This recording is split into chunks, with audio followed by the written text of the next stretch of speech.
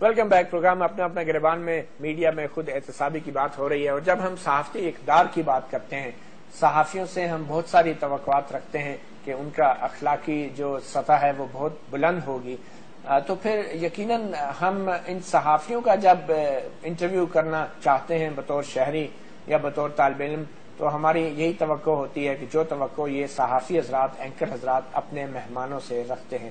آپ نے دیکھا ہوگا بہت سارے لوگوں کو جب بھی صحافی انٹرویو کی ریکویسٹ کرتے ہیں تو اتنی آسانی سے مانتے نہیں ہیں، بلکہ کئی لوگ تو یہ شرط لگا دیتے ہیں کہ پہلے ہمیں سوال دکھائے جائیں. تو ہمیں جو تربیت دی گئی، صحافتی تربیت، اس میں یہ کہا گیا کہ صحافی کبھی اپنے سوال جو ہے وہ اپنے مہمان کو دکھاتا نہیں ہے، پہلے سے بتاتا نہیں ہے، پرچہ آؤٹ نہیں کرتا، کوشچنز لیک نہیں کیے جاتے، کیونکہ پھر اگر یہ سب کچھ ہو تو اس کو سٹیجڈ انٹرویو کہا جاتا ہے کہ پہلے سے طے شدہ انٹرویو. ویسے ہی جیسا کہ کچھ نجی ٹی وی چینلز کے اینکرز حضرات پہ الزام لگا تھا کہ انہوں نے پہلے سے طے شدہ انٹرویو ایک بہت بڑے پراپرٹی ٹائکون ملک ریاض کے ساتھ کیا، اور وہ ٹی وی اینکرز آج بھی پروگرام کر رہے ہیں. مگر یہ سوالات پہلے سے طے شدہ نہیں ہونے چاہیے.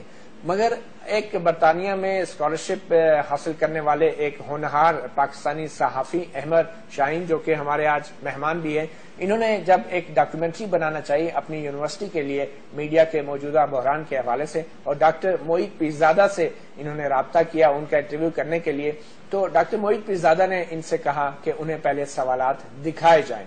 یہ وہ سینئر اینکر اور صحافی حضرات ہیں جن سے یقیناً ہم یہ توقع رکھتے ہیں کہ جو انہوں نے آج تک انٹرویو کیے انہوں نے اپنے سوالات کسی کو نہیں دکھائے ہوں گے.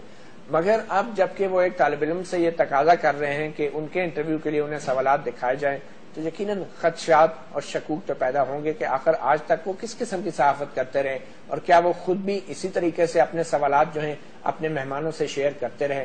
آئیے دیکھتے ہیں انٹرویو کا وہ حصہ جو کہ ڈاکٹر معید پیرزادہ نے ان سے چھیننے کی تو کوشش کی، مگر وہ پھر بھی بچ گیا، اور احمد قریشی نے ان کو اپنے سوالات بڑی مجبوری کی حالت میں شیئر بھی کیے. آئیے دیکھتے ہیں ڈاکٹر معید پیرزادہ انٹرویو شروع ہونے سے پہلے کیا کر رہے تھے. ہے کہ اگر سوال میں ایک دفعہ دیکھ لوں تاکہ اس کی مجھے پتا ہو کہ I shouldn't be repeating myself. Is there any interference in the works of journalists and media houses in Pakistan? Where does this interference come from? Was it wrong to give coverage to Ahmed Mir's brother after his attack? What do you expect the organization? What is wrong with what you say should move to this giving coverage? What is wrong with your...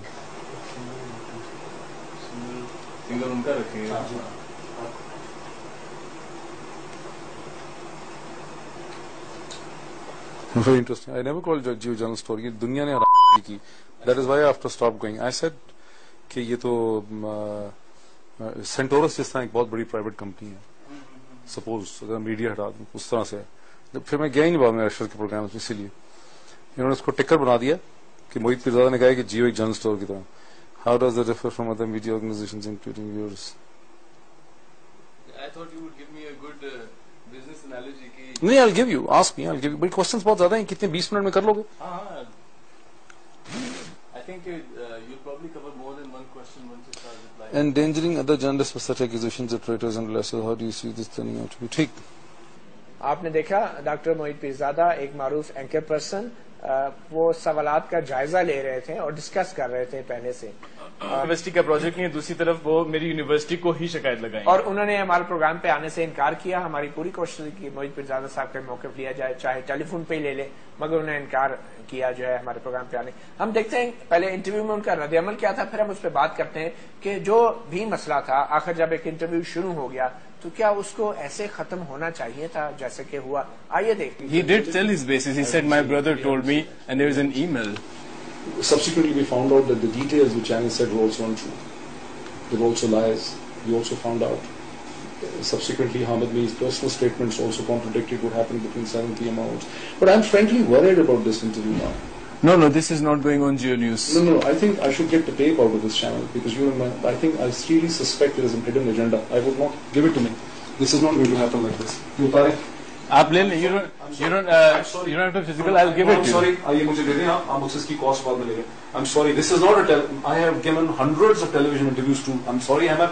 میں نے کسی university کا اس طرح کا کلینڈسٹائن کی تو میر شکیل الرحمان کی یاد کر رہے ہیں. اتاریں اس کو میں پولیس کو بلاؤں گا. نکالیں اس کو کیمرے میں دکھائیں مجھے. نکالیں. Ahmed, I'm so sorry. I'm so upset that you could do something in somebody's home. This I swear on my brother's life. Brother, this is not. Give it to me. What? میں حیران ہوں کہ تم یہ کیسے کر سکتے ہو. آپ نے دیکھا احمد صاحب بڑا جارحانہ انداز میں بڑے غصے میں تھے. کیا بات کیا ہوئی, کیا کس سوال پہ, اور پھر اٹھ کے انہوں نے کیا کیا؟ دیکھیے آپ وہ اپنی بات کو کانٹرڈکٹ کر رہے تھے تو میں نے بڑی ہمبلی, آپ نے دیکھا بڑی ہمبلی ان سے پوچھا کہ آپ کہتے ہیں کہ یہی اسٹیٹمنٹ دوسروں نے بھی چلائی, جنہوں نے زیادہ چلائی ہے, تو آپ اسپیسیفکلی غلطی جیو کی بتائیں کیا ہے جس پر وہ طیش میں آ گئے. کیا بولا انہوں نے طیش میں آ گئے؟